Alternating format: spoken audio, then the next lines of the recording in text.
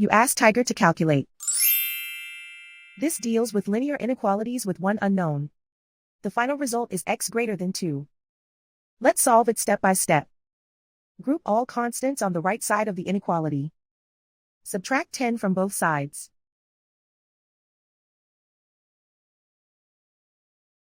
Group like terms.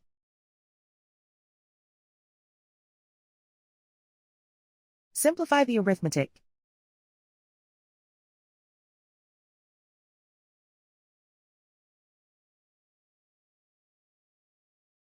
Isolate the x. Divide both sides by -6.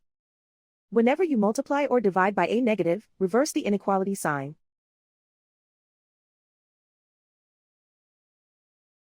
Cancel out the negatives.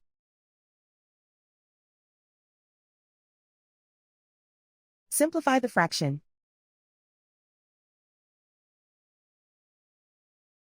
Cancel out the negatives.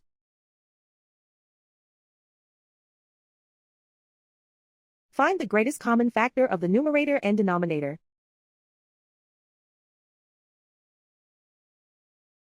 Factor out and cancel the greatest common factor.